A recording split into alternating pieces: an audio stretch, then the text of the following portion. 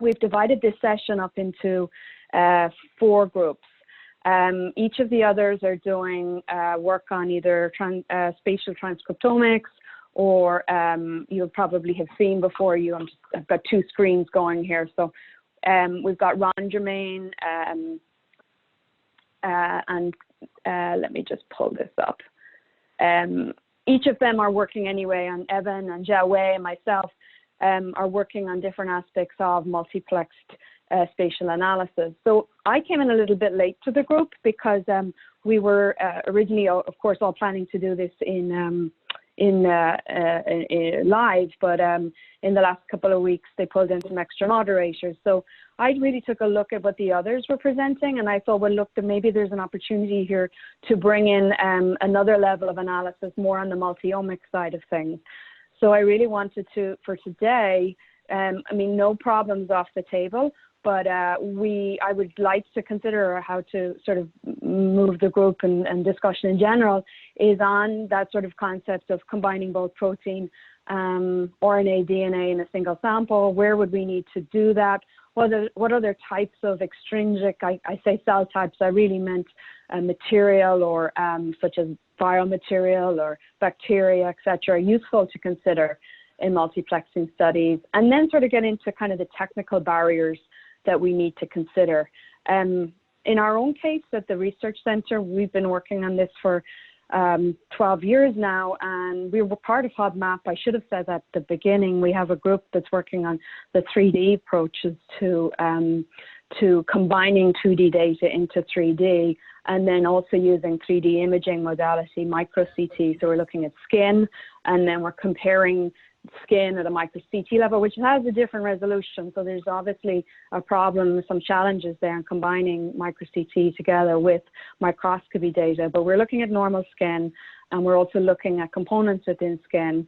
And at least as a first step, look at the, without doing too much on the disease side of things, because the purpose is on normal skin, but we're looking at aging and UV effects, and then doing a reconstruction of the 2D images, and then combining that with the 3D micro-CT. Otherwise, we've worked mainly on oncology, as I said, but we have had some nice work with the Integrated Research Facility in Fort Detrick, where we looked at viral protein infection in monkeypox, and combined that with cell response markers such as ERK, phospho-ERK, heat shock proteins, and so forth. So that just gives you a little bit of background of where I'm coming from. I'm more biologist, but I have been involved in the software, hardware, controls, etc. over many years. And I think it sounds like we have a good group here, at least to sort of think about, you know, what problems we consider to be important in the spatial analysis space. And so now there's only 5 of us. I'm disappointed we can't draw in any more from the group.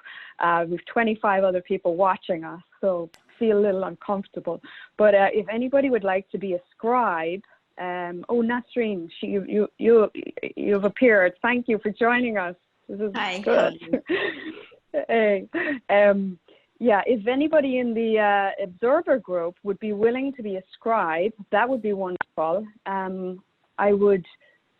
It'd be easier to do that if you're not going to be discussing. So could I have somebody please raise their hand to be a scribe? Let's see, who's going to do it? Look, no? Come on, guys. All right. No takers. Anyone in our own group, the active group, would you guys be interested in being a scribe? Otherwise, I'm going to have to reach very far across the table here and do both. So what do you guys think? Any scribes, please? Please, please. I don't know how to raise my hand, but I'm happy to help. I'm Jennifer Reed. Oh, thank you, Jennifer. That's wonderful. You click the participants thing at the bottom, and the list of names will come up, and you'll see a raise hand on the left. Right, exactly. If I share my screen for a minute, you'll actually see what that looks like, guys. Yep. Thanks, Mike. I found it. Okay. Super. So, Jennifer, thank you for offering. So now, if you go into the the document. If you go into Open Doc, can you see that?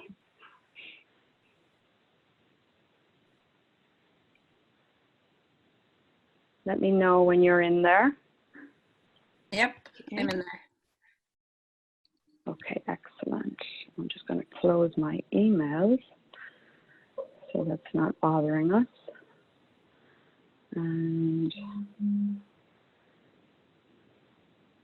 excuse me, exit examination. Okay. All right, good. So do you want to do a little test, Jennifer? Do you want to do test 1, 2, 3 maybe on the scribe's notes here? Aha. It works. I can't believe it.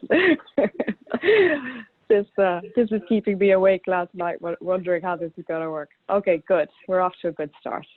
All right, guys. So I have some prompts that I've put up in the above section, so we can use that if we sort of run out of topics. But I'd like to go to each of you and just ask, let's get the ball rolling in your mind. What are your challenges, and what would you like to solve from a multiplexing spatial cell analysis? We'll get to the problem solving later, but for now, it's the what are your problems? How might we, sort of the way we've been asked to think about it, the sort of posing the question, how might we combine, RNA and DNA and protein in the same sample? Why is that important? So maybe if we go around the group again, just start with Sebastian, since he started the first time, and get your input from each of you. Yeah, I have to say, so we're at the beginning of this process. So it's a lot of the questions, I guess, that I've discussed, presumably in the other spatial sessions, are relevant for this one as well. So I think one, in addition to just considering, okay, what should we integrate and why, it's also basically getting a handle on what the resolution of these technologies is, and what the right tissue preservation methods are. So, I mean, we're working with the gut, which is nice because it has this very, at least on the epithelial level, the very, I guess, stereotyped distribution of cells. So you have some idea. However, the resolution of most or many of the technologies is actually not high enough to be relevant for that known sort of spatial distribution of cell types. And so we're struggling a little bit on basically using methods that are able to capture that really well. And then obviously the second question is integrating multiple different measurements. But I think we're actually both still facing the initial problem of figuring out what the right resolution is, and then integrating it, I think, is at the moment still secondary, but I'm very interested in what people are thinking about what's possible in that field. Okay, so when you say what are you currently imaging at, Sebastian? You're presumably using fluorescence microscopy? Are you imaging at 20x, 40x, 60x, or you want to go higher than that? So we are actually still, well, I think 40x would be great. So right now we're really just getting started and considering what assays to use. We are not in the area of 40 to 60x at all. Okay. And what you're trying to discern is different cell types at that magnification. Exactly. And what we want is basically something that is very close to single cell resolution. Okay. Of course, if that's not possible, in theory, the gut would be a nice organ because you know something about the distribution of known cell types.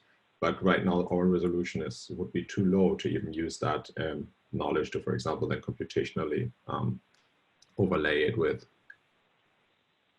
non-spatial single cell data. It's just we are struggling to find basically assays that would allow for that resolution, and that could be applied to multiple measurements.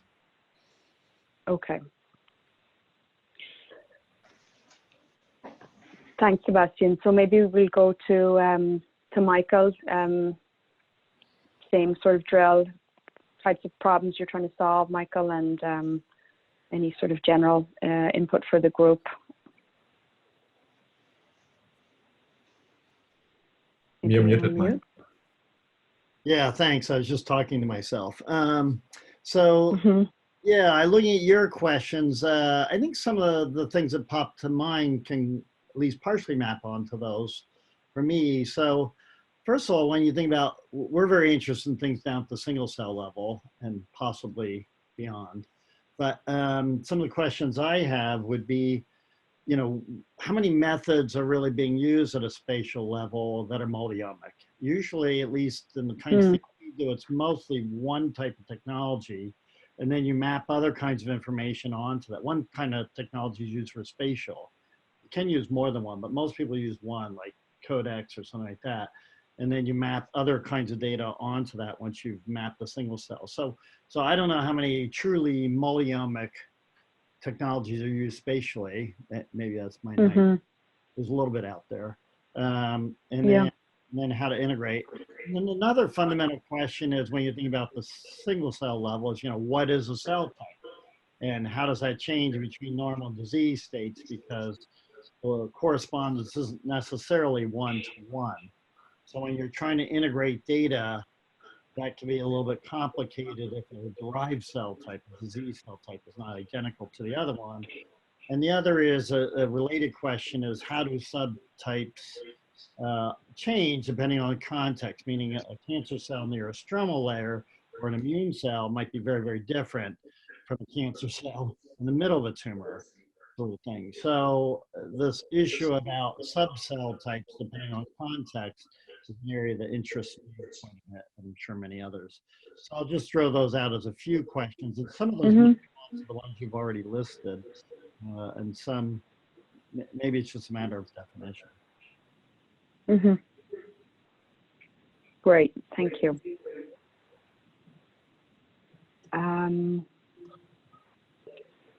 Did we lose Ken? Oh no, Robert, sorry. Yes, yes, you guys are there. Yeah. So I want to try and add on. I mean, I probably belong in the observer group, but as a oversight of a couple projects, I get to see things across projects. I think it's important to go back, like you're doing, to why are we doing this? So in the kidney precision medicine project, of course, we want to know not only where are the cells located, but what are they thinking during disease, what pathways are activated, and given how anatomically complex the kidney is, where you are is probably very, very important. If you have a neutrophil that's miles away from a tubule versus one that's right up against a tubule, that may be quite important. So that's the sort of more theoretical construct. At a more practical level, what people appear to be doing now is to be using spatial and other proteomic methods to ground truth, to provide some ground truth to the RNA analysis, because the single cell RNA analysis is much easier, quote unquote, and gets lots of hits. You need some kind of filter to get down to a reasonable number of interesting things to look at. And I think that's where we've been seeing a lot of these spatial methods being used. The other question is whether you're trying to do this in a discovery mode or a more limited, couple of handful of targets at once. And then last point, there are a couple methods in KPMP, excuse me, I've forgotten the acronym, somebody probably knows it, where you can simultaneously probe RNA and protein at more or less the same time, or at least on the same section. And that may turn out to be quite powerful. Again, it's 2 RNA probes and 10 protein probes at best. So that's what I'll add to the discussion. Okay, great. Thank you, Robert. Ken? So I think I'm much closer to the boots of the ground in terms of this. So our project for the H10 and also some aspect of the gut cell atlas is focused on microbial interactions with cells. So we're working with Cindy Sears to look at the interaction of bacteria in biofilms and where they are in relation to cells. So, so obviously, one of the challenges is to look at bacteria and cells at the same time.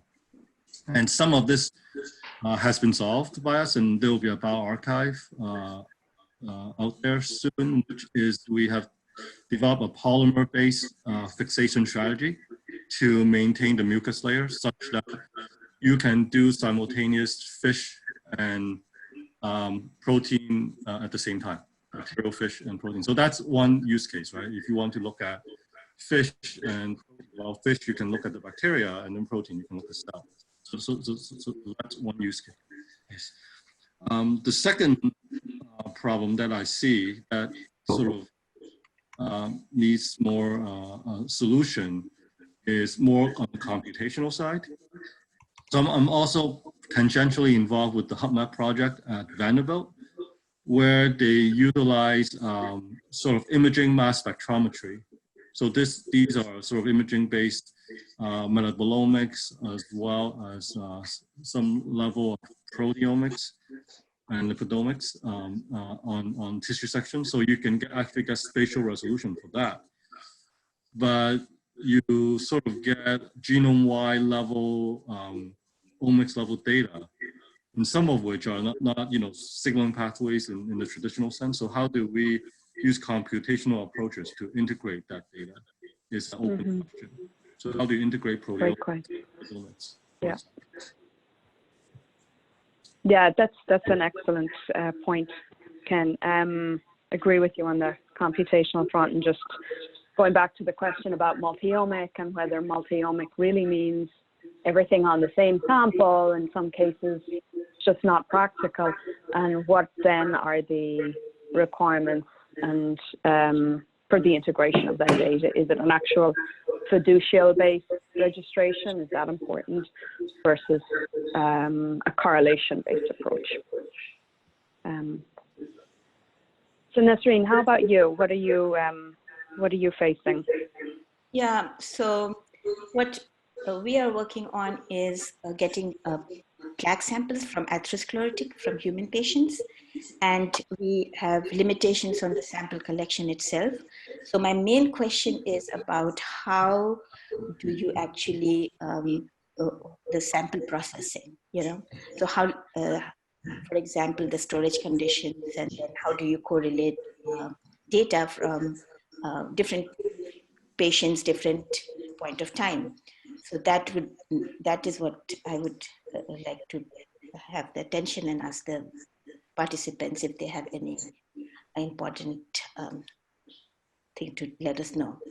And apart from that, the other thing that we are facing would be again, as the previous speakers have said, in the data from RNA-seq, for example, how do you compute, and what are the data analysis that could be done and improved upon. So these are some of the questions that I would like to raise. Okay. Anyone on the observer side? I know that you are all on mute, but if anybody would like to chime in at this point, we can take 5 minutes. Hi, can you hear me? Hello? Yes. Hey, Zareen. Hi. Hello. I wanted to bring it back to sort of more of a strategic or big picture type of view.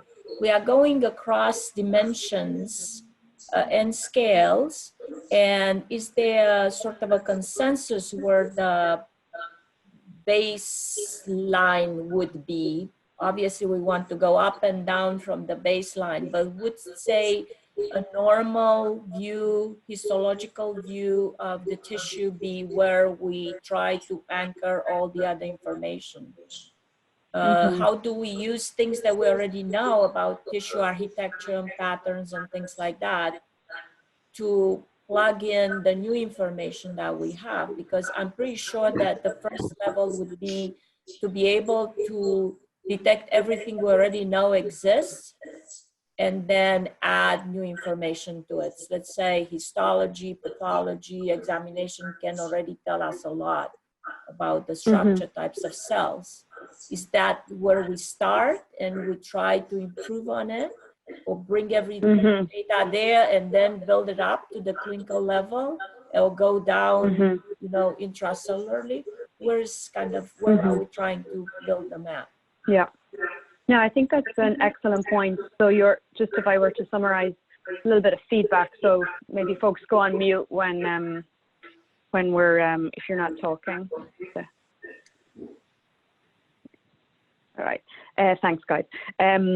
Yeah, so I think your point, Zarina, is that what is our starting point? What's our anchor point? Are we starting from the histology, the architecture, the microarchitecture of the sample, and then, for example, choosing regions of interest, or using fiducials or biomarkers to guide that analysis further? So is that sort of encapsulate what you were trying to say? Yeah, correct. Because as I said, I think we can go higher, lower, but is there like a level where we all want to meet? Well, maybe another way to phrase that is how do we integrate the physiological, the morphological data with the molecular data?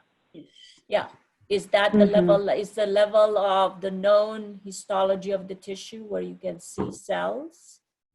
Is that?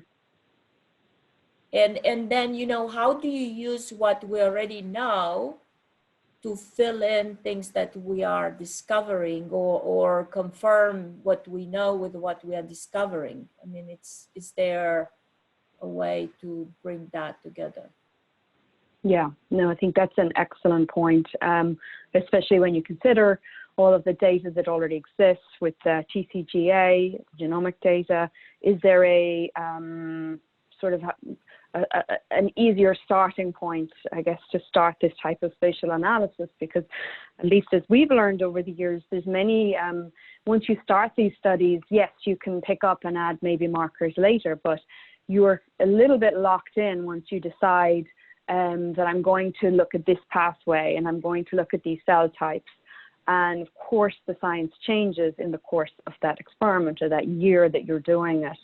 And is there a, you know, what is the sort of best way to build on that? And then in turn, once you have that data set, how do you sort of ensure that it's comparable with future data sets? And that's getting a little bit outside the scope of this group, but it's sort of the kind of thing that I think about anyway, in terms of that sort of cross comparison across, you know, different groups. So one way I connect with it is that there are certain sizes, distances, relationships that we already know about, and how do we use that between cells? I mean, we know already what's the architecture of the colon.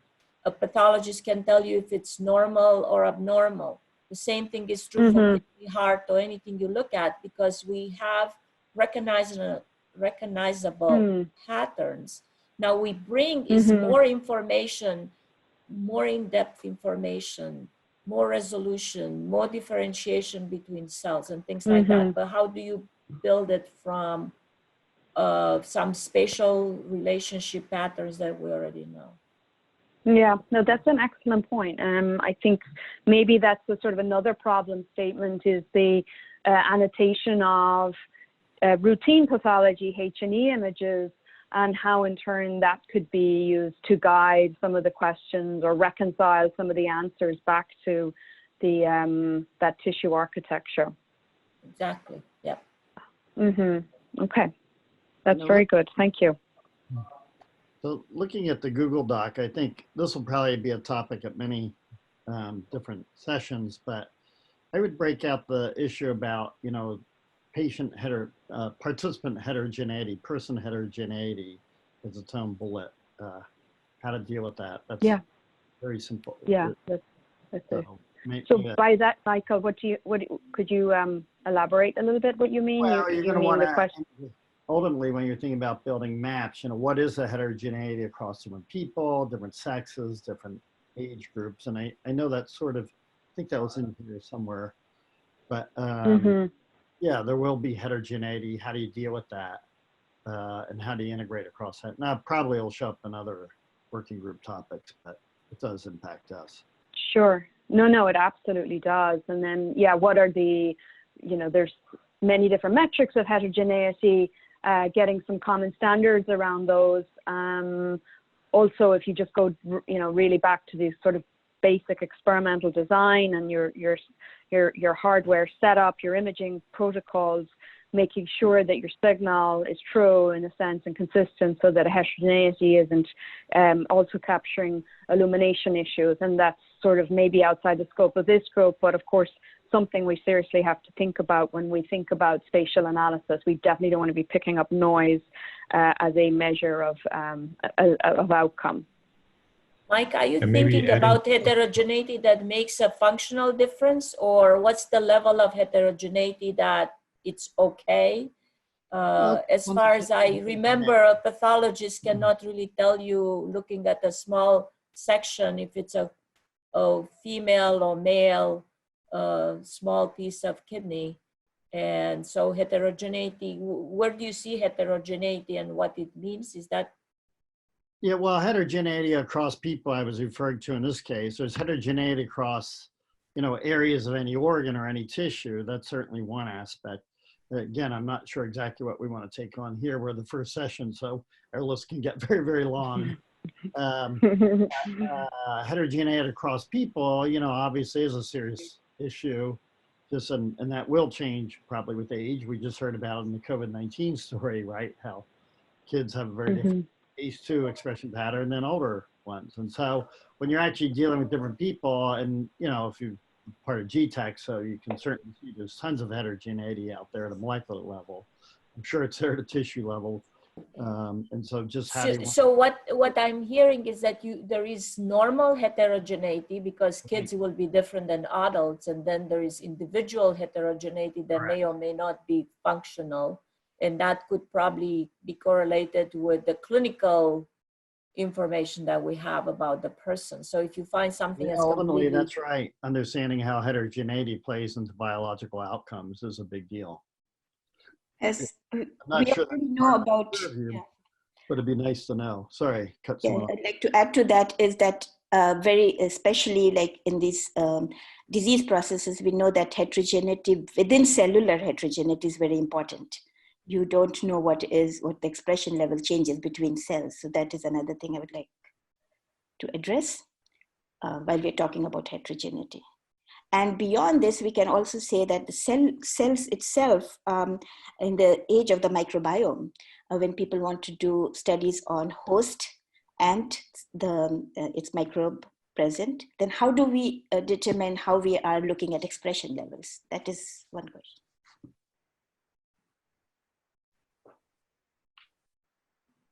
Hi, this is Rob. Microbiome is very personal, as you know. So everybody has very different microbiome. Sorry. So this is Rob. I want to try and get us out of the weeds a little bit here. Let's think about the beautiful example of COVID and all the nice things we heard this morning. Obviously, it worked quite well. Are there other things that people would like to see? Can we use that as a jumping off point to help us on this topic?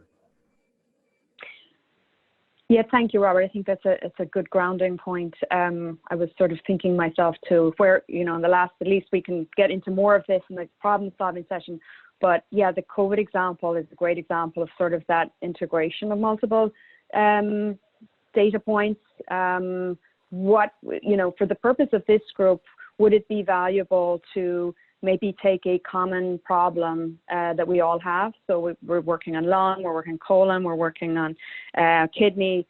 There's going to be different considerations for all of those, both in terms of the architecture, the sample size, the dimensions, what's known or not known already about that tissue. So yeah, I mean, Robert, what do you think? Would you propose that a particular application problem that would be a good jumping off point for us, or so I was suggesting something a little bit simpler before we get to that one. Okay. Right. Which is more of the things that we heard this morning. where could multi-omics help?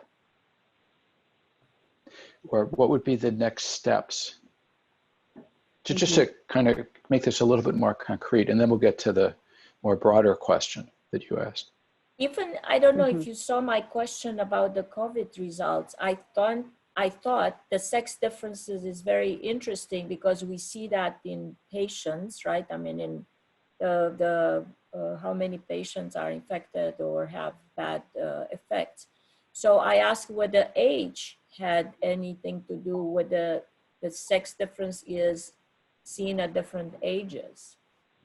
Is it only during reproductive age? Is it seen in children, young adults, older adults? So that's one question that probably would be interesting because again, it can influence treatment. So I don't think we had an answer about that. And how can we correlate what we know from clinical data to what we find in cells? So from the meeting this morning, from the talk this morning, I feel like there were a few different leads there that directly align with us. And one is the response, the organ-specific response, also the ACE component to that. And mechanistically, I think there's still it's only early days, of course, in this research space, but what can we learn from previous viral research and the effects on the surrounding cells? Is that going to be helpful from a therapeutic response perspective? Magnification resolution, for sure. If you want to, depending, of course, on the modifications and whether there's a independent protein marker that's reflective of the presence of the virus. I wasn't quite clear on whether that is true, or is there would they be general markers that are associated with the replication process? Is anyone more of an expert on that in terms of what would be an independent measure of the viral infection in a cell?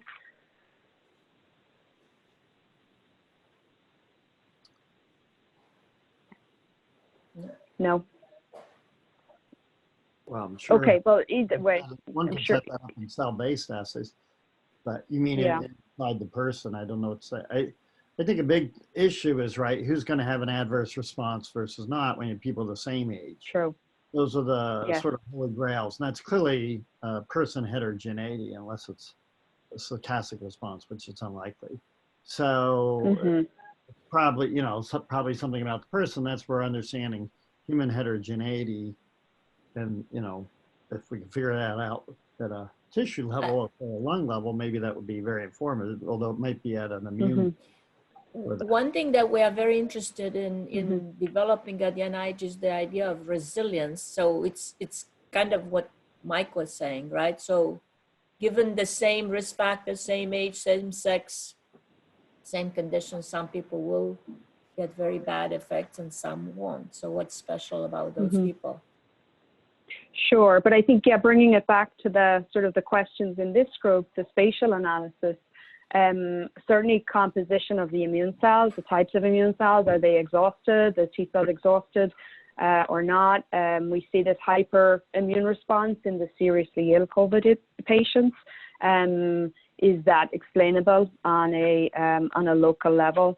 I think another problem that relates to this morning that's more general is what markers aren't detectable by antibodies. And in general, at least our experience is that the cytokines, the soluble proteins, you're not going to get, you'll just get non-specific staining in general for those, or nothing at all. So there you really do need mRNA and situ mRNA, or fresh frozen sample, maybe not spatial, but do a bulk extraction and do RNA-seq on that, and then maybe compare, although then you're losing that spatial information. But I think and we sort of goes back to the problem that was raised at the very beginning, is how many multi-omic measures are feasible in a given sample, and is it even needed?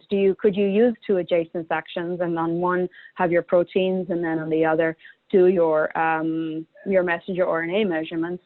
Resolution then might become an issue, because if you are doing seqfish or these high-dimensional RNA methods, your imaging is typically done at 40x or 60x. So then you're going to need your proteins, in a sense, to guide where you're going to go with your imaging. So that's probably, again, another data convergence point. How do you make that decision on, rather than it just being a random region of interest on the RNA image? You need it really, if you're going to inform these two sets of data are going to inform you, you're going to have a data imaging strategy that where one guides the other, and probably it's either going to, even taking one level up, we talked about the histology, you probably would want to even start there, unless of course you can do, and which is increasingly the case, do a whole slide imaging, and then that way it sort of alleviates that choice that you have to make, and then use your protein histological information to guide your messenger RNA or your regions of interest for your RNA-seq. So I'll pause there. We're going to have probably about 3 minutes. I don't know if they're just going to shut us off and we all have to go back to the room. But let's just, any final thoughts on problems before? Yeah. Sebastian, you're raising your hand. No. Do we distill? And then Robert. Go ahead, Robert. Okay, Yeah, I'm going Robert. to go back to my usual top-level questions here. So the tour de force this morning, to me, showed the feasibility of using these methods, and to me, a lot of it was just that we can see things that we expected to find, which is great because it grounds that the methods are working, that they're not giving you weird results. But that leads to the question that Serena was sort of beginning to ask is, well, what else can you find from the tissue? You know, the fact that there are immune cells there, it's not that they're there, it's where are they, what cells are they talking to? Are there resolution signals? A lot of this, you need good clinical data, and of course that's missing at the moment. Yeah, I think actually going back to like Fiona's points and the points raised before, I think what we have not really addressed is sort of something, and I'm sure the other sessions do that, a common coordinate framework in which these comparisons are then possible. I mean, that's addressing both the question whether we can use, instead of multi-omic measurements, different slides with just like a single measurement, but also comparing across different individuals and making quantitative assessments rather than, I mean, absence and presence is very clear, I guess, but everything in between would benefit obviously from our framework in which that can easily be quantified.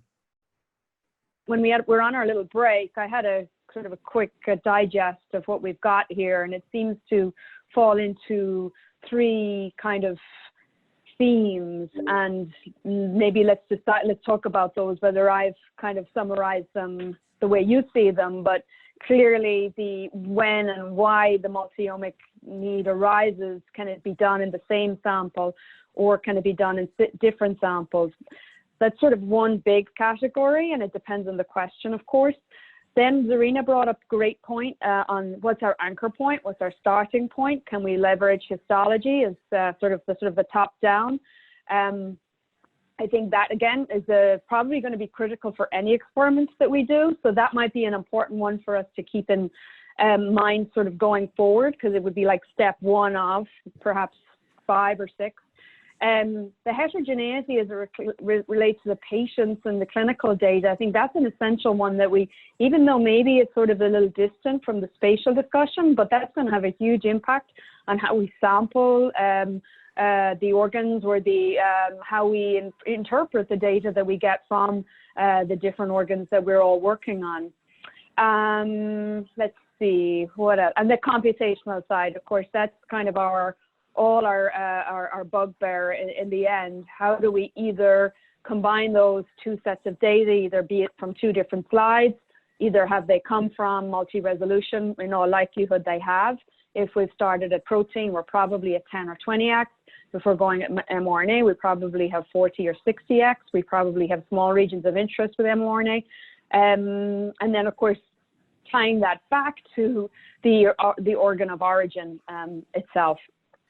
So I've probably gone on a little bit there because there's a lot here, but sort of 3, the multi-omics, when and why, what is our anchor point, maybe putting even that before the multi-omic what and why, and then the computational needs around that, and then of course the clinical heterogeneity side of things, which Michael spoke about earlier. What have I missed? You guys chime in. Well, I don't maybe- think I you don't wanna missed anything. It's just that probably we won't have time to do everything in one session. So the question is, do you want to try to briefly touch on various things, or you want to split into subgroups? Well, there's only 5 of us or 6 of us Yeah. active. That's the problem. we Then could it all means go that away you on our have to own. stop the discussion after 10 minutes on each topic, or That might be something. okay, because I think this is ultimately Yeah. supposed to lead to an outcome of a working group, right? So maybe Mhm. we don't have to solve everything here, just get Yeah. started. Yeah, Yeah, think I within the agree. first Well, let's topic, see. Yeah. within the first topic, I'd still like to see this issue addressed about, seems to me that's a goal of spatial stuff, is to get at this heterogeneity, the context, the different cell types, which I think can be rolled into number 1. I don't want to add any more topics. Mhm. Mhm. Put in there. And by that, Michael, can you elaborate a little bit on that? Well, What like is people the in points the there? disease field really want to know how context matters, and the spatial Yeah. is a big part. So when you do multi-omics assays, you want to see, well, what's the signature look like in certain contexts? Like, again, cells that might be near, what cells are near each other, and how does that relate to multi-omics expression? So a cancer cell that's near the stroma is different from a cancer cell in the middle of the tumor. So now you are talking about cell heterogeneity depending on I am, context? yeah. And they're still somewhat the same cells, but they're probably not giving same expression profile. No, I am very familiar with this, because for Yeah. endothelial cells, they are endothelial cells, yet they are heterogeneously, either they look different or they do different things in different contexts. So okay. So it's not patient, but it's cell based on spatial context. And I wouldn't want to add more topics, so maybe we can roll it into the first one somehow. Okay. Well. Okay, that's helpful. Well, maybe it would be useful for us to focus on our on topics that are like more specific to multi-omics. I think a lot of the other ones will be touched on by the other spatial working groups maybe as well. So maybe that helps us paring it down a little bit, the list. Yeah, I mean, for me, the multi-omics, I think the cell type's an important one. The types of targets that aren't discernible by, or that aren't compatible with an antibody-based approach. So, cytokine, soluble ligands, etc. That might be, another consideration, especially as we move into, we'll get it to, sort of probably into an application later that we want to work on. But where there's an immune response, and of course that touches everything, that's certainly going to be an issue, and especially sort of that paracrine and local effects that we're trying to discern in the immune microenvironment.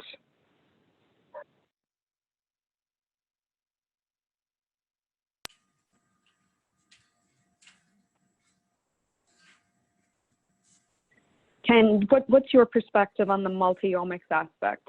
Let's sort of go around the table, and then we can then dig into each of them individually.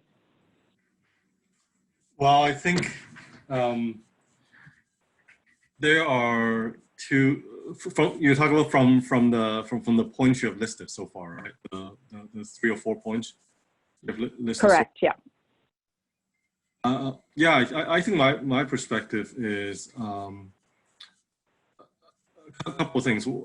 Agreeing with you with regards to different modalities of analytes, basically analytes that cannot be measured by conventional means, and computational integration. Those are, I think what we should focus on here, kind of, right, is to maybe list some potential solutions to each of these. Right.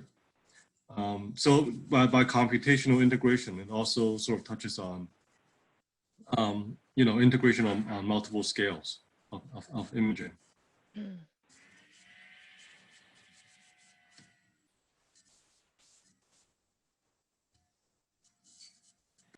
So I think boiling down what we've talked about so far, there's sort of the component multi-omics where we need cell type. There's the antibody versus hybridization approach, which is essential. And then there's the computational. Is it too big a problem for us if we're now sort of thinking ahead to where we want to be at the end of this session? If we boiled it down into simply, you know, a problem where we want to apply a multi-omics based approach, and we can think of a use case, any number of use cases, but does that make sense for us to, because I sort of see the anchor point intersecting on this. In a sense, we nearly need to define what our workflow is and sort of tick the boxes where we have a solution already, and then maybe dig a little further into what we really don't have a good handle on today.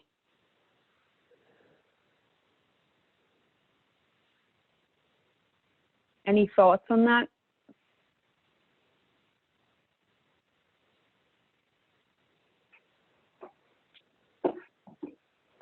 Kind of So vague. maybe would it? Go ahead.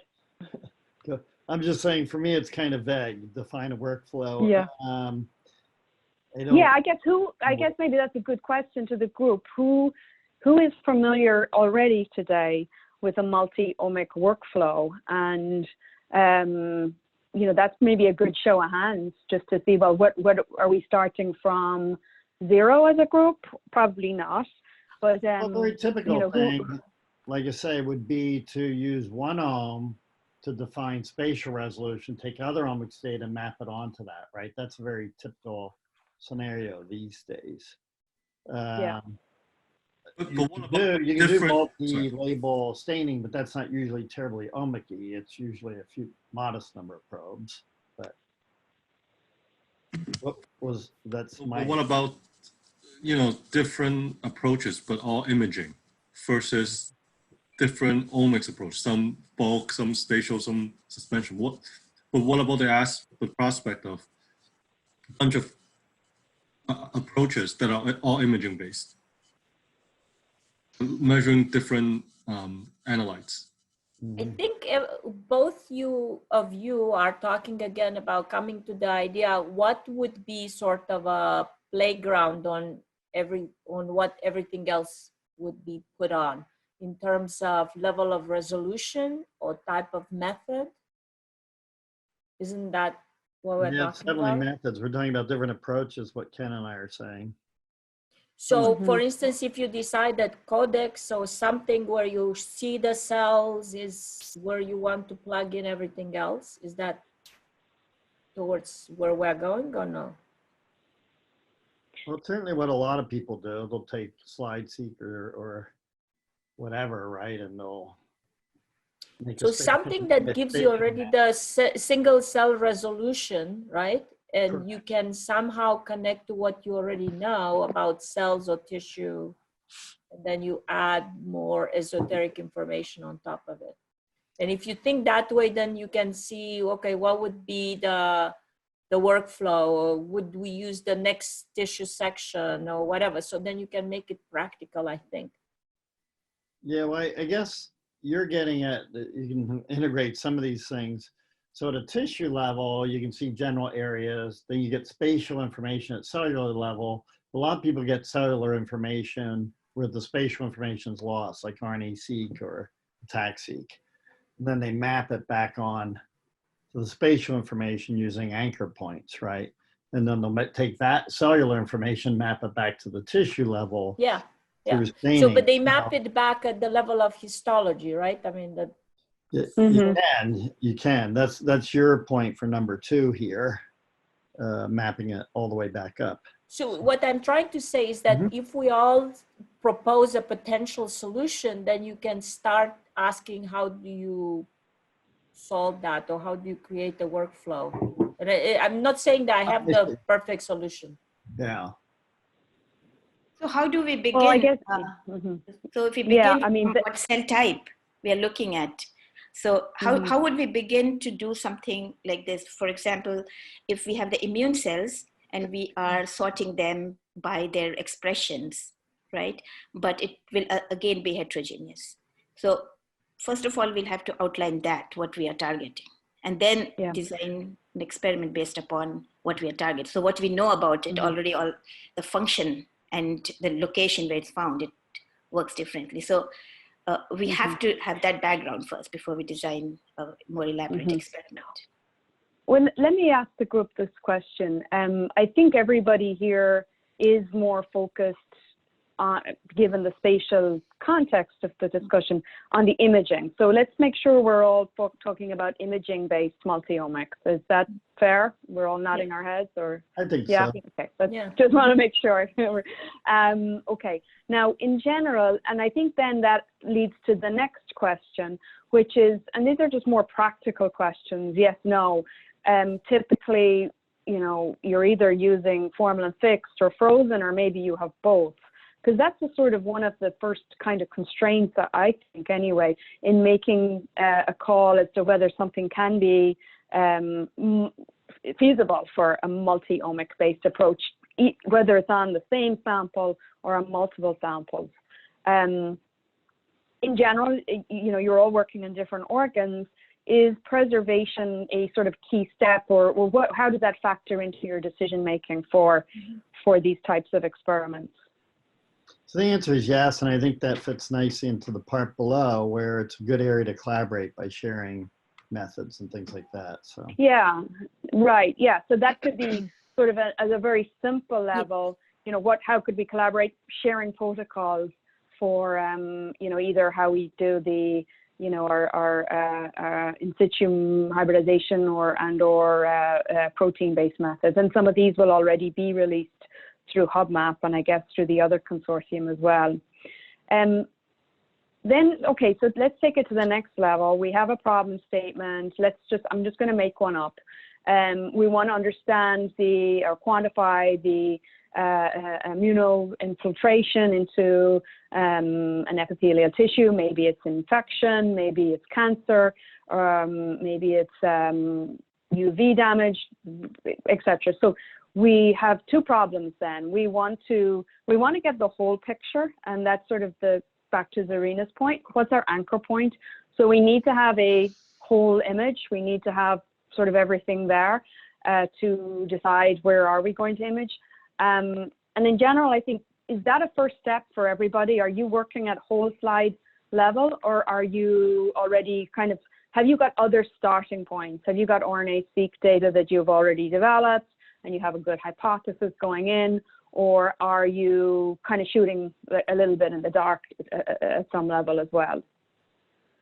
So I'm looking both at the RNA level and also at the tissue. So at the same time, so it would be a good space where we can correlate the data. That is what So Nasreen, when you say, are you working on intact, are you looking at in situ RNA expression or bulk RNA?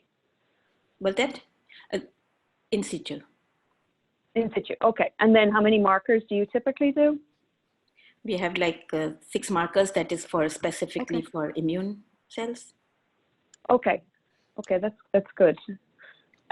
What about the rest of you? What's your sort of starting point for your either RNA hybridization or protein? Are you taking the whole sample? Is that important to you, or are you narrowing it down before you even get to that point? We take the whole sample, the whole tissue. Okay. It's not 3-dimensional, it's just a tissue section. Yeah. And well, I would then take parts of it. But go ahead, Ken. Sorry. right, and then, you know, what we're usually looking at are usually 5 to 6 probes for bacteria. On the same, about 24 protein markers. Okay. And so, Ken, are you, just to, again, just sort of maybe just to ground a little bit on what our kind of baseline knowledge is in the group, when you say you do 5 to 6 probes for the bacteria and then 24 protein probes, are you doing all those in the same sample? And are you doing same tissue section? In the same tissue section. Okay. Right. And in terms of methodological processes, what are your sort of considerations for do you do the RNA first and then the protein, or do you do protein first and then RNA? We do RNA first and then protein. But again, the tissue preservation strategy is important because we're looking at bacteria in the mucus. So if standard FP would not work because it's not, so that's one of the important aspects. Okay. Yeah. No, that's an excellent point. So, and that's sort of a driving decision, right? Whether you're going to do something in the same sample or on adjacent pieces or adjacent sections. If you can't preserve everything that you need to preserve in one sample, which is charred, you know, you're with the bacterial preservation, you're preserving the biofilm, I guess, right? That's where most of the bacteria is located. And the problem is traditional approaches, a lot of the times what we found are sort of incompatible with, you know, what people have optimized for antibodies, for example, because the antigen and epitopes exposed will be different between different strategies. And to be careful in terms of antibody validation in that aspect. Yeah. What about Sebastian and Michael and Zarina and Nazreen? Do you, what are your combinations? What sort of proteins and RNA markers are you looking at together? I'm looking at vascular markers. That are found in vascular tissues, that are found like specifically in different subtypes, and how that relates to the immune cells. So so you're measuring the vascular markers by RNA? RNA as well as by immunohistochemistry. And immuno. And you're doing both on the same sample as well? Yeah, we have, it's the same sample, but of course you have to have different sections. So that is not exactly the same. Okay. So that's actually good. There's a little divergence there. Ken tries to do them both on the same sample. You're doing them on adjacent. Is that probably the case from everybody else in the group? Michael, are you doing both in one sample at the moment? They're generally in different sections. We've certainly talked for Codex about adding some non-protein probes, but otherwise they're pretty much separated. I wonder if we're getting too much into the weeds on this. I don't know what others think. Because looking down at the next section, you know, ultimately we have to come up with titles for areas of collaboration. What I'm hearing here, I guess there's approaches, then there's issues about sample preparation. There's a lot of different directions to take this whole topic. And I just make a quick thinking how to crystallize this into what will have to come into the next, into that blue box there. And we got three blue boxes to do. So, you know, if I were to think about problems, we can think by collaborating. Well, there's sample prep. They're sharing differences you might see, just distilling a little bit what I heard from Ken's approach by doing things in the same section versus integrating across adjacent material. What information do you lose by that sort of thing? So, you know, I guess ultimately these are some of the things we're going to want to get in the blue box, right? Yes, absolutely. Yeah. No, that's right. I guess, Michael, I just wanted to make sure everybody knew what each other was doing first so that we weren't assuming this. Well, I mean, we do normal disease, but we want to map everything. I mean, the goal is immune cells, nervous system cells, and like Ken, microbiome, the whole shebang. And then all right. In a disease state, really, that's really what it comes down to. Yeah. And Sebastian, I presume you're in the same sort of situation. You are also trying to solve those same types of problems. Yeah. Pretty much. And I mean, our approach is really like, we are not spatial first. We are really like we're using usually genomics approaches, and what we have the data sets essentially, but we want ways to integrate them in a spatial. Okay. All right, so that's good. And Zarina, you're taking the same similar sort of ideas together, combining mRNA in situ. I have to disclose the fact that I do not do anything in the lab anymore. So I'm part of the leadership of HubMap, but it would be very important for me to know how to set up something like that from a strategic point of view. Again, it's like, is there a ground level where we all want to land? Are there specific things that may be incompatible? Let's say in all the multi-omics approaches, what things you can do together and what things that we think at this point you cannot do together based on having to preserve tissue in different ways and not having access to very similar samples just based on limitation of methods. So I'm interested in sort of the strategic way of approaching this question.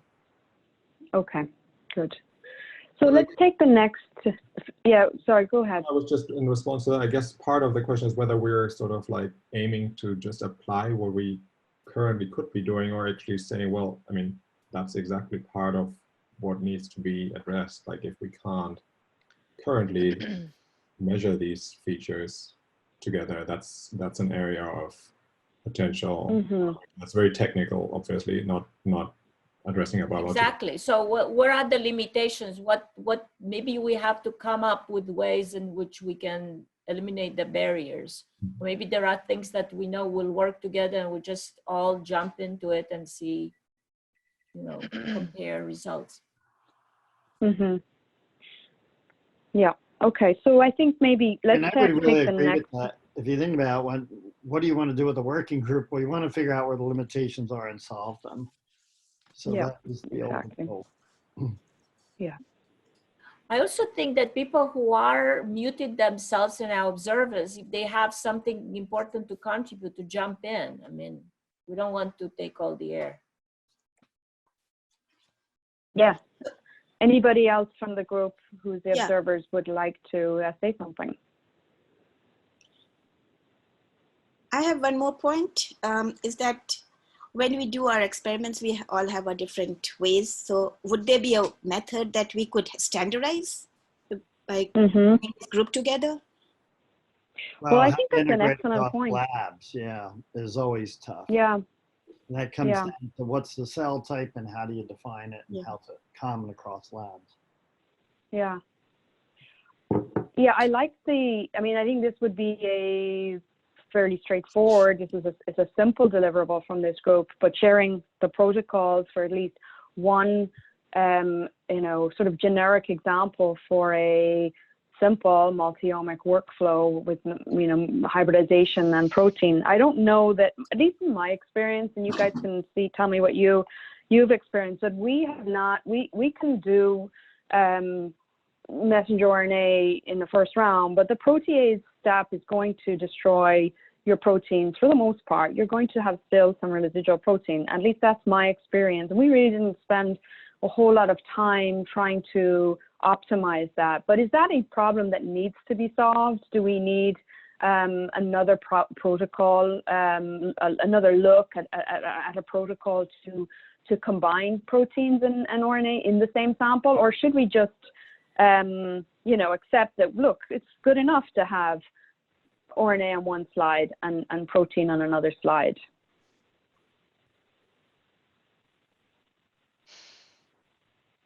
It doesn't really seem, I mean, to me at least, it doesn't really seem multi-omic in the nature. I mean, obviously the analysis would be multi-omic. But I guess, especially if we're facing the problem of integration across different slides, it seems advantageous, at least, if it's possible to integrate both of them on the same slide. Yeah. I don't know whether that's, I mean, turns out to be technically too challenging and it's worthwhile just going the computational route. But it normally leads to lower numbers of probes being used, right?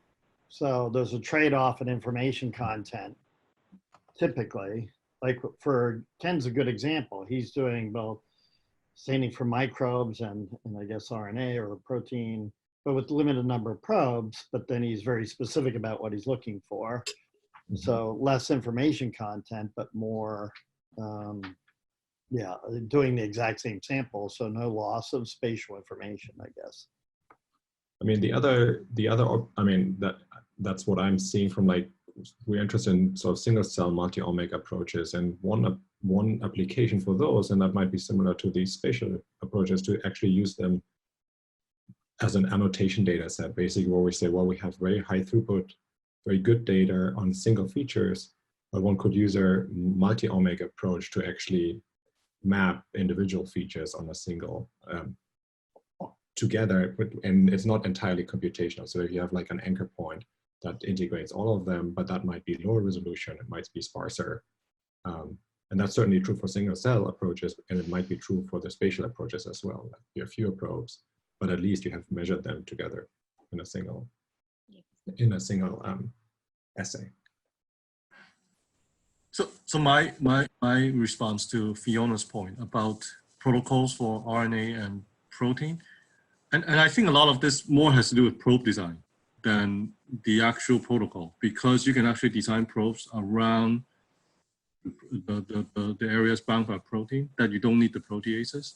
So that's one point. But the more importantly, that's getting down to the weeds, as Mike would say. But I think for the computational portion, what has been sort of crystallizing in my head is some sort of dream challenge, right? That, you know, there's these computational challenges posed by sort of stage-bound networks.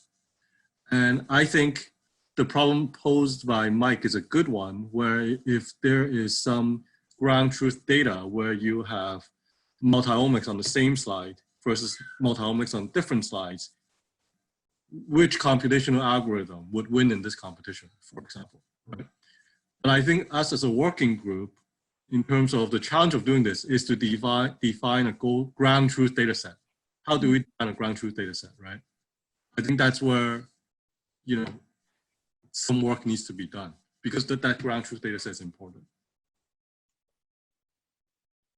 Can you go describe what you think that ground truth data set looks like, Ken? Does it exist, or is it something we have to, I mean, it probably doesn't exist, but yeah, tell us a little more about that. Well, I guess we can say that, well, maybe it doesn't exist yet because multi-omics on the same tissue section, let's say, is sort of still being developed. There's no like really robust methods of doing that. Or we can come up with one, right, within the working group that, you know, maybe useful. Okay. I'm not sure. That could be our challenge. That could be our next step, is to define what that ground truth data. Because to your point, yes, everything we talk about here is sort of irrelevant until we have that sort of you know, that ground truth data set.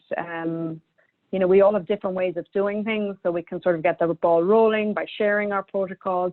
But if we want to bring it to the next level, which is sort of a higher dimensional multi-omic approach, then, you know, defining what that ground truth data set is kind of key, right?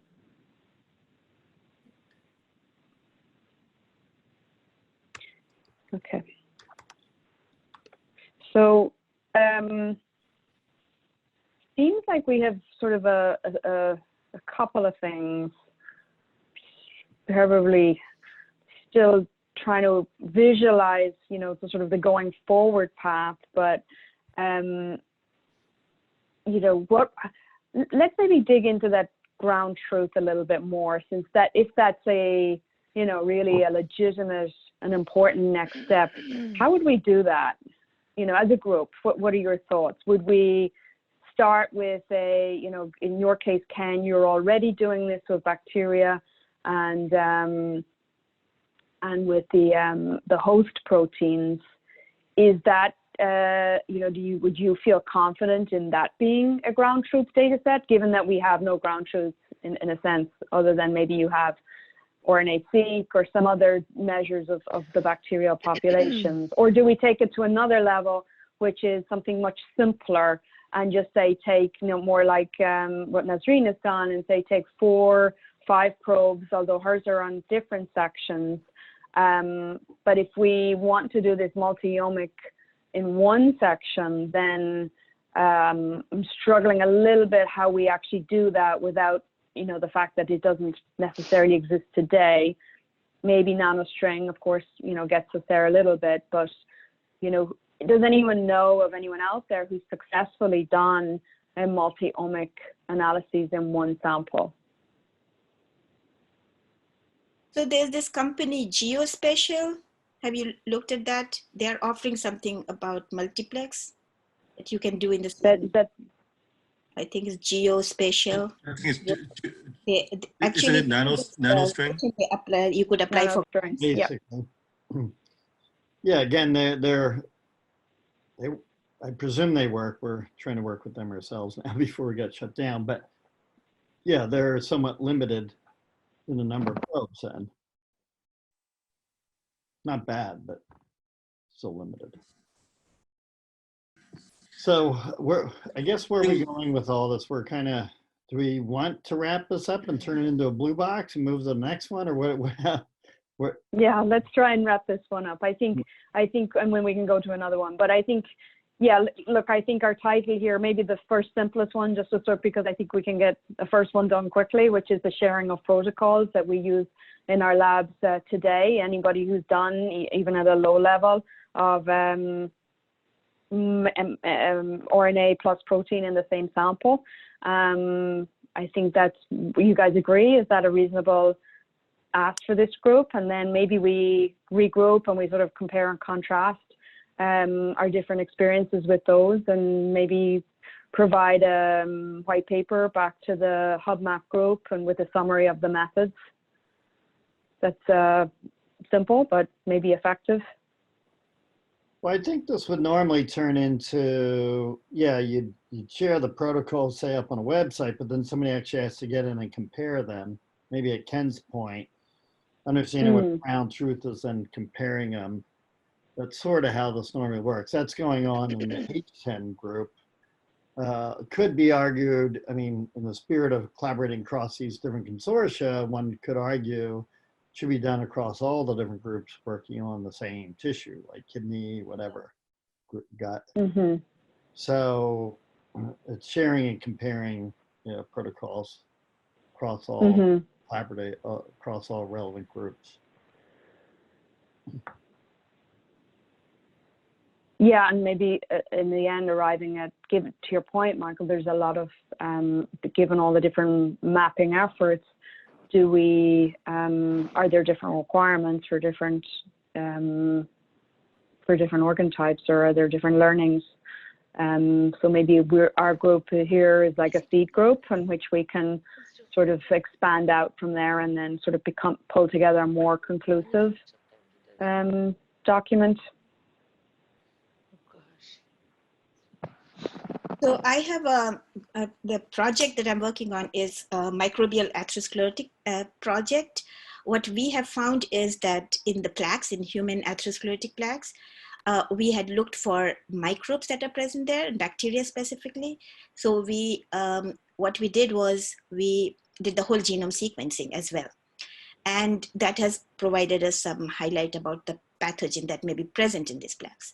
So I have started an international group in which I would like to get samples from everywhere, not just in New York. So in that regard, I would really appreciate all of your help, that you could come from different angles and advice, become like for that one project. So Nasreen, are you now talking more about sample sharing, or are we building off No, this not idea sample sharing, here? but advising on different aspects. Like I know that Ken is working on the microbiome. He has some biofilm experience, right? So he can advise about that. And everybody else, I'm sure they have their own expertise. So instead of one PI work trying to figure out everything, this group can really help enhance that project, like be a advisory and also help in the analysis, you know, like the computing power that some people may be experts in that. We really have difficulty in that, data analysis. So sharing both experimental and computational approaches. And then like have a guideline set, like I said, to standardize it, you know. So then I want to prefer to have this standardized if my collaborators across in different hospitals and labs are doing this, then we have a standard protocol. On my screen, So the do you think Suparna has been trying to say something for a while, so I don't know if it's true or not, right? Maybe not. It keeps coming on as if somebody wants to say something and they just don't make it. You may want to go around the table and ask people. Okay. Okay. Just There mute is themselves. a question. There is a question from Suvarna. Could protocols be shared via protocols.io? Yeah. I think that's a good idea. Anybody else want to chat a question there? So that could be, so maybe just going back to our template here, the problem we think we can solve is the one, sort of general method sharing, and two, begin to start, embark on, I guess, some standardization of the approaches.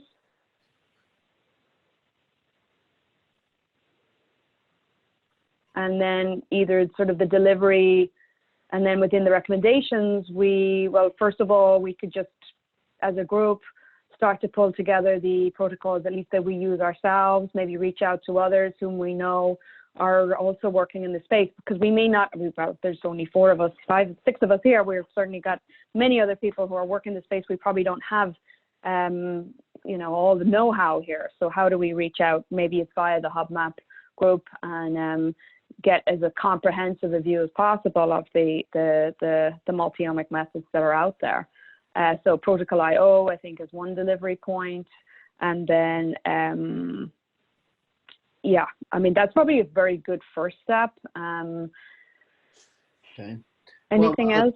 One of the topics we'll wind up doing, I'm supposed to moderate a session, I think it's Tuesday afternoon, on Atlas integration. And then there is, so related to this will be the issue of trying to integrate when you're studying the same kind of things, say RNA or protein, but using different technologies. How do you integrate that information? Relates a lot to this theme we've been. So would it be worth having a way of asking this question from the entire group, not just the group that said was interested in this specific discussion?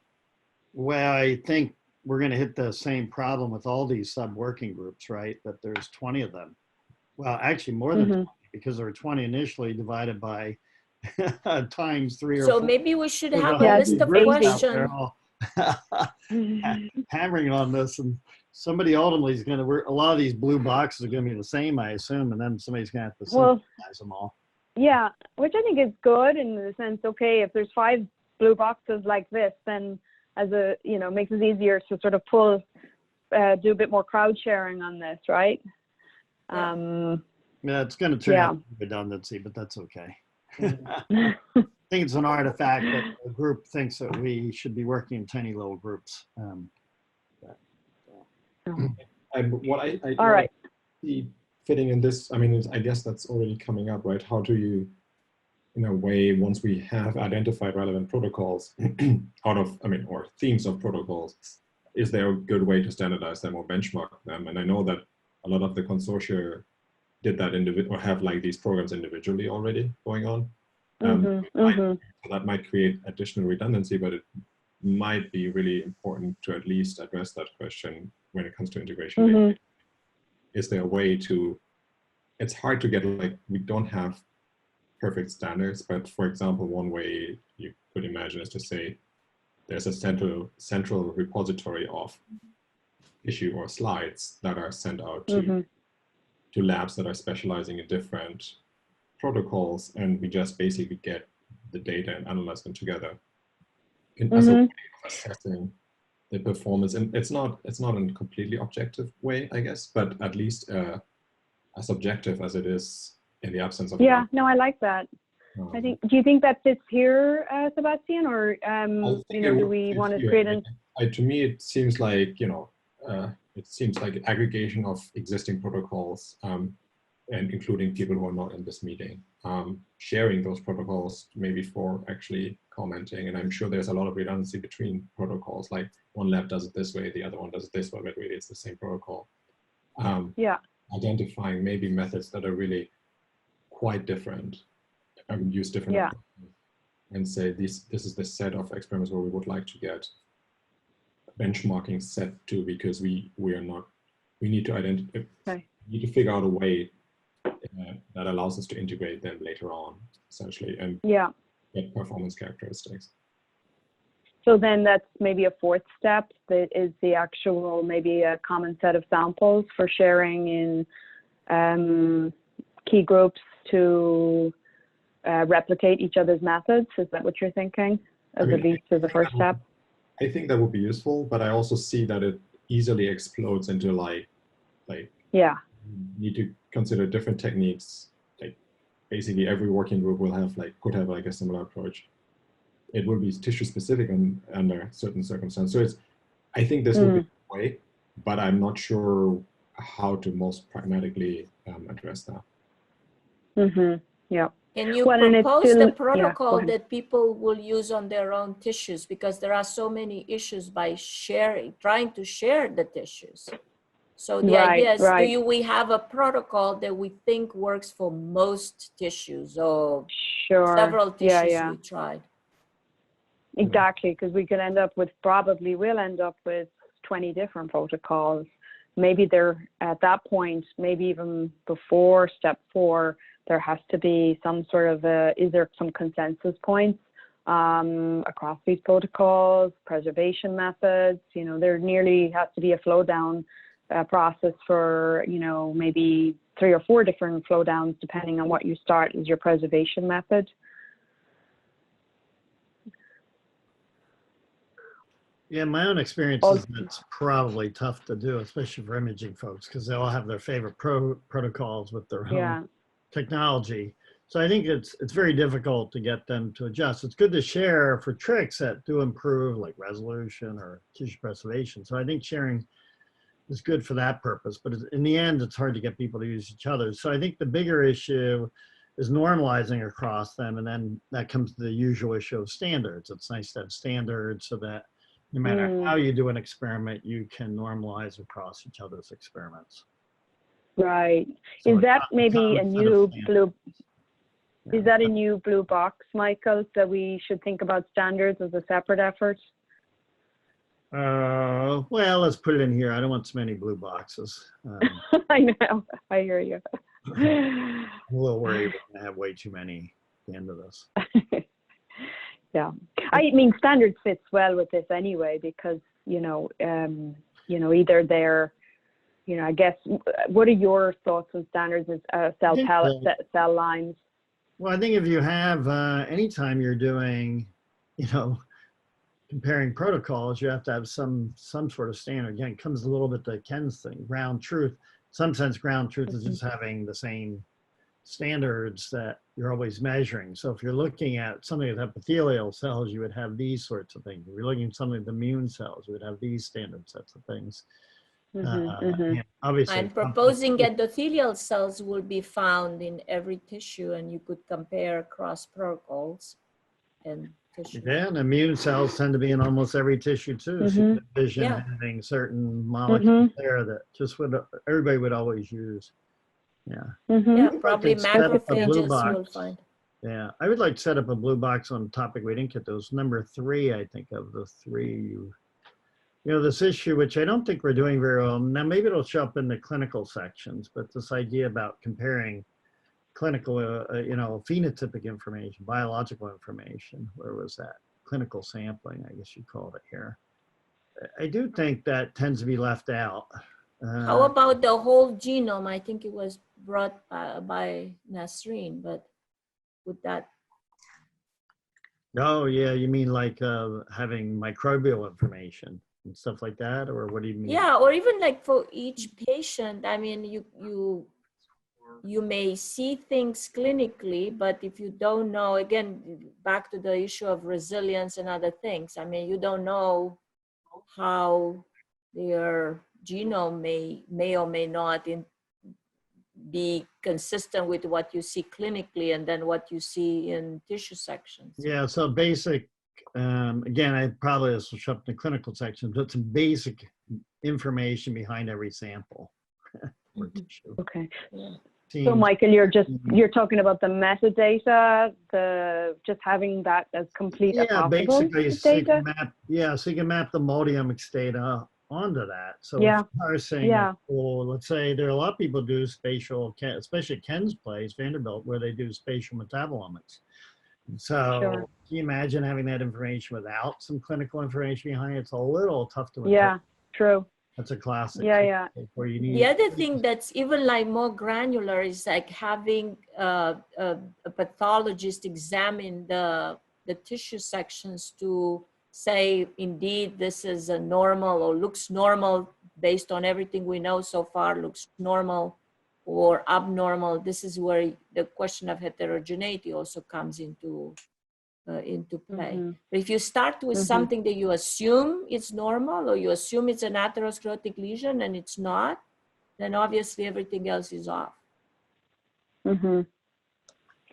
So is the problem we're trying to solve then the context, both at a local level, when you talk about the tumor, and then at the macro Also, level, like which this is the ground truth physiology? sort of.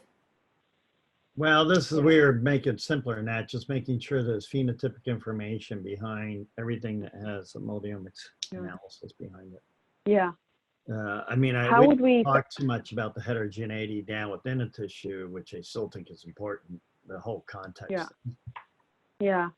Now, Michael, is this a sort of guidelines again, sort of, you know, versus us actually physically doing anything? I feel like it's information sharing again. Is it as simple as that? Well, it's making sure you collect a certain set of information around every sample. Okay. Even if it's a normal sample. Mhm. And that's the typical metadata, but I think you can get, I guess the question is how good is all that metadata? Right now it's pretty simple. Age, etc. Mhm. One could argue that probably like to have even more context behind it, i.e. you'd have an EHR behind every sample, even if it's a healthy sample, right? Right. Yeah. I mean, even I would say, you know, working in the space, clinical data, it's so minimal in terms of what we have today, age, prior history. I mean, there's so little data really to hang a signature on. And before I worked in this field, I worked in nutrition science for many years, and there's just so many additional parameters in those types of epidemiological studies that you need to consider.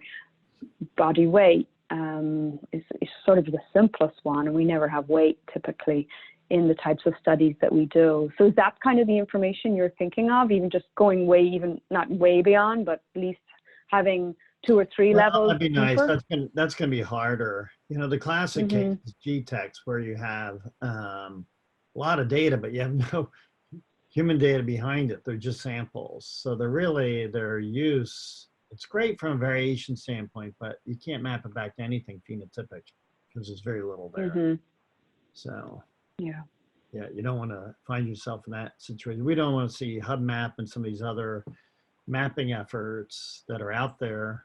Yeah, be missing that kind of, the disease ones have metadata behind it, but I'm not so sure the healthy ones do as much as could be. And it's probably not realistic to get activity and nutrition data. It'd be nice if we could behind each sample, but it'd be, I don't know how pragmatic that is. Yeah, well, you said unique study design. You'd have to have that sort of part of it before you collected samples, right? Yeah, and these are often from people who have died, so it's hard to have them already. So I think what you say, Mike, is super important. I think for the purpose of having access to tissues, many people don't really require those data. But what I was trying to say is if you go at the level of single cell analysis, you may find variations in the tissue that are not yet represented by clinical parameters. So we are going basically subclinical, right? So if you don't have a good report, even at the level of the tissue sample that you are looking at, you might be, you know, wondering why all these cells are so out of whack when the person seem to be normal at the level of the clinical metadata. I think so there are different levels. Yeah. Multidimensional. Right. So the problem we think we can solve by collaborating is making sure we get good metadata even around healthy samples. Yeah. I think that's the minimum ask, and maybe It's obvious. It's sort of like,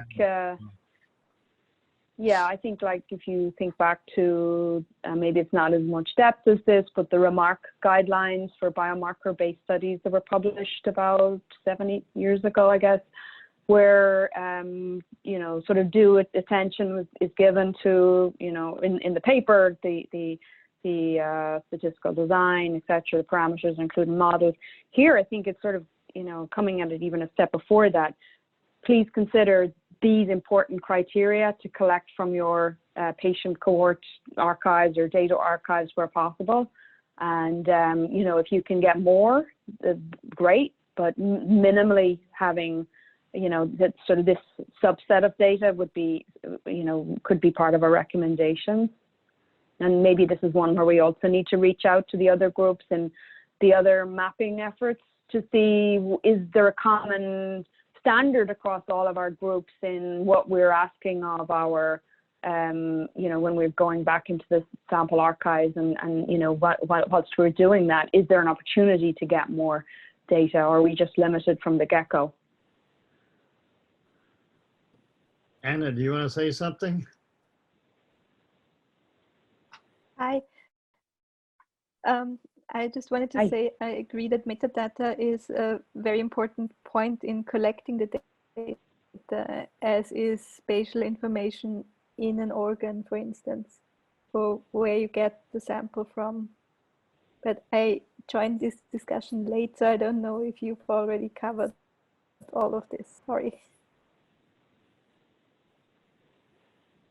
Yeah, so even the data on COVID showed that the smoking status was very important, right? Is that collected routinely? Exactly. I guess it depends on where you get your samples from. I mean, right, you know, and typically in the thoracic, or I'm not an expert on this, but there are long lists of questions that patients are required to answer or asked to answer in their treatment around smoking. But I don't know, you know, how accessible that information is. Maybe, you know, maybe it's all in text form. Is it in an accessible electronic health database? I don't know. So maybe, you know, maybe that's another question, is to sort of ask the groups, how easy is it to retrieve, assuming more extensive data is collected, how easy is it to retrieve that as well? That would be very hard for us to collect, as we work with body donor material. Sure, so, we basically get sometimes some of the health history of the donor. We usually get a cause of death, nothing as detailed as was that person smoking.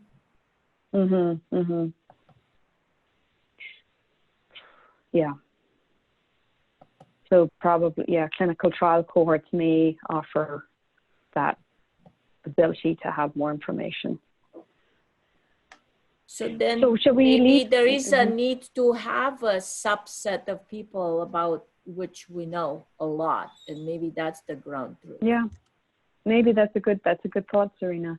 Other thought that popped into my head, I don't think this is easy, but is there any housekeeping, maybe is not the right word, but a protein, a sort of an independent parameter that is reflective of, you know, I don't know, methylation status or other,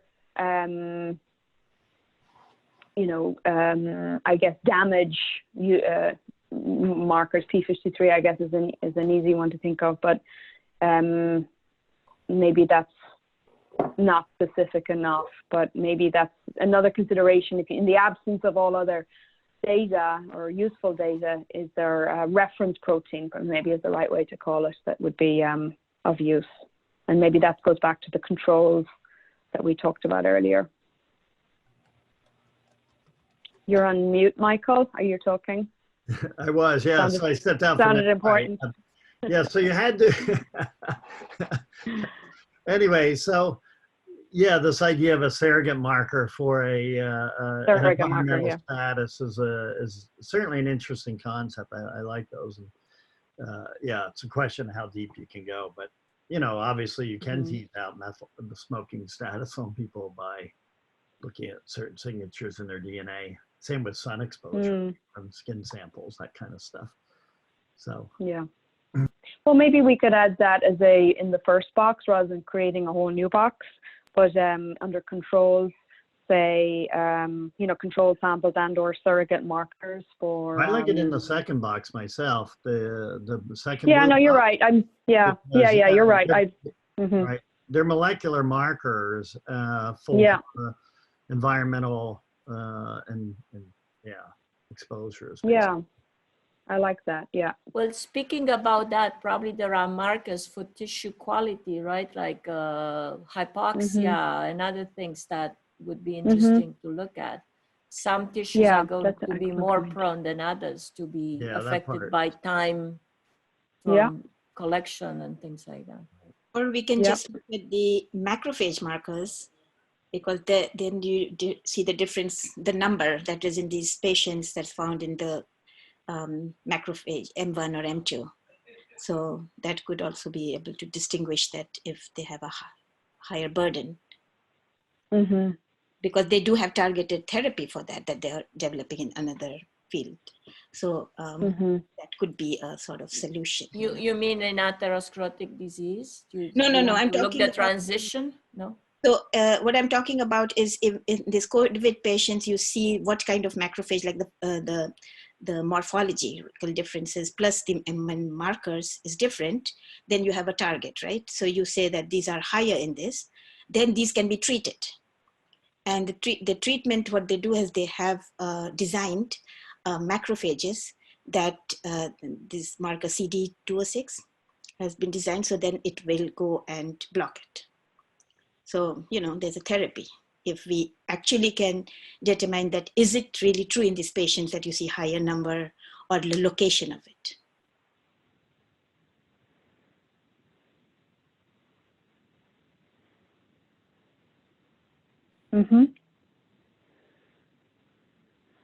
Good. So I think, that's sort of we're probably getting onto sort of a juicy topic here with our last 10 minutes. That's always what happens. It's classic. So I think maybe we, now guys, do you want to go into a third blue box, or shall we keep with these two boxes? We really haven't talked much about the computational side, but maybe that fits in with the first one. Or do we want to kind of put a placeholder for it, and then at least so that it's not sort of forgotten? What do you think?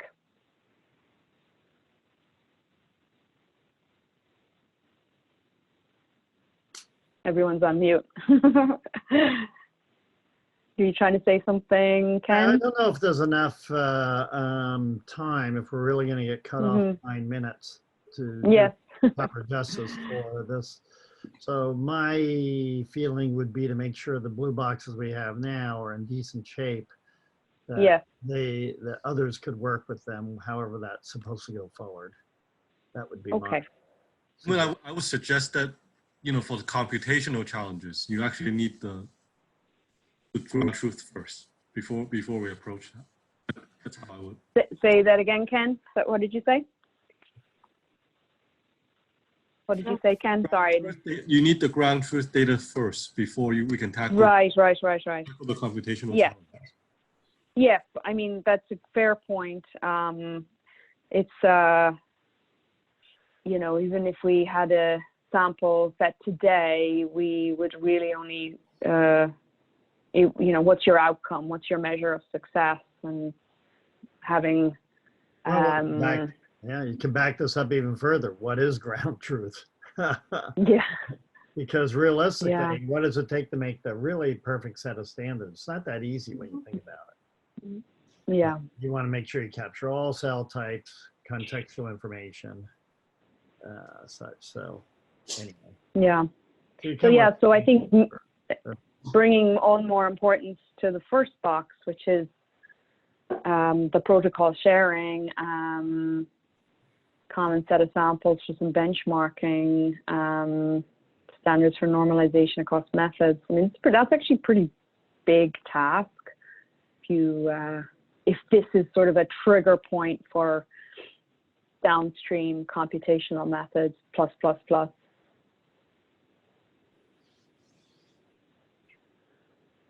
So maybe let's look at our first box again, since we're starting to go back there, and I don't know if we're all going to get shut off, so we can say goodbye now, just in case we all say we're gone. We can reassemble virtually afterwards, but yeah, so let's just look at the first box and make sure we've got everything in there that we want to consider. So the idea here is that one, just at a very, very simple level, share our methods that we both have ourselves from our own labs, plus consider and then approach others whom we know are working in the space. Consensus across, evaluate them. So I guess that would be a core team that would look at all these protocols and compare them and to determine if there's sort of an optimal set or sets of protocols, and then post those on IO, invite others to replicate them. Is that, and then what?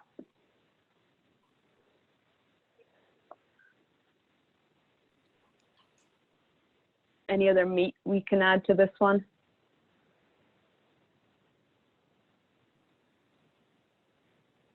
You guys, you talking? Some form of reporting, right? How do people report what they found with regards Yeah. replicating the protocols, for example? Mm-hmm. Right? So you mean like images, quantitation data, Fiji out intensity values, that kind of thing, Ken? Yeah, just like a set of metrics or okay. Interpretation. That can be compared. Yeah, interpretation, things of that nature. Yeah. That's a good point. So in a way, it's sort of like a validation protocol with metrics that can be conducted at each site and then compared. One thing that I think I still don't know if there are commonly accepted controls for various methods. With the old methods, we used to be able to, whenever you wanted to publish something, say immunofluorescence, they ask you, show me that non-specific antibodies don't give you signal, show me that if you take out the first antibody, second, whatever. So are there accepted controls for these? Yeah. So maybe under developed standards allowing to normalize cross method plus controls, you could add it. Yeah. So it's a great point, because, okay, you could use maybe, if you're looking at signaling pathways, you could look at drug-treated cell lines. But then if you wanted to do, something that was more physiological, you would need probably a preclinical model, maybe drug-treated as well. I don't know, but or if you look at disease, you want the normal tissue to look at to show, there are no macrophages or things like that.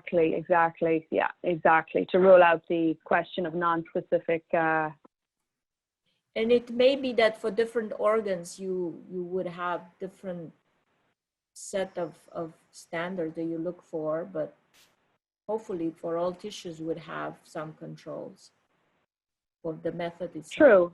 Especially for immune markers, I think using spleen or tonsil could be, a very good one.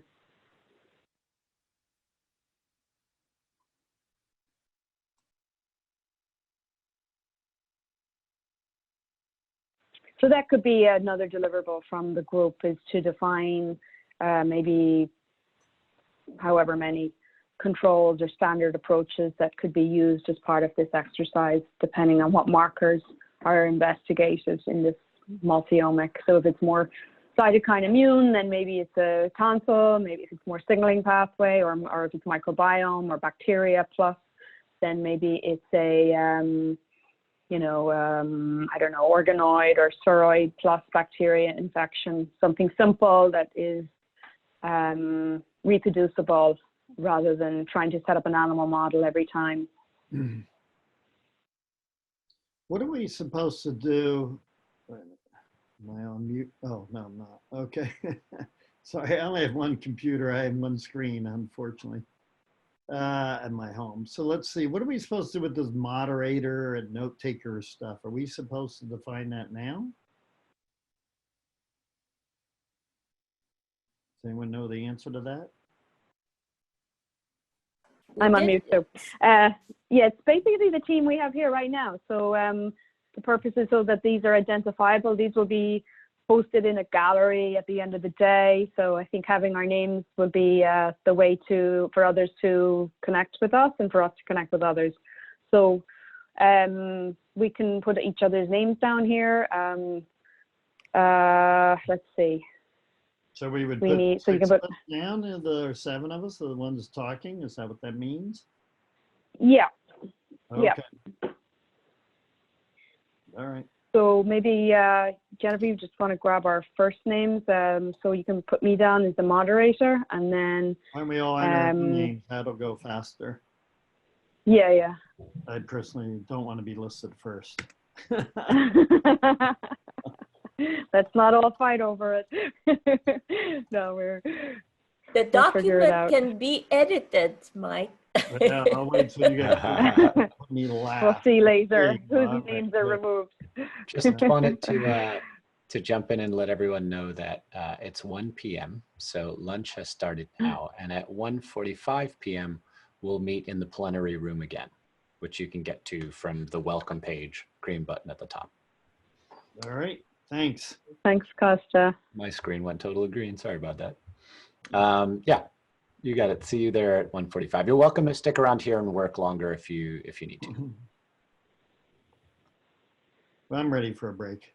But Yeah, how about a break? So I can stay here with Jennifer and just make sure we got all the names. Maybe don't shut up just yet. So we.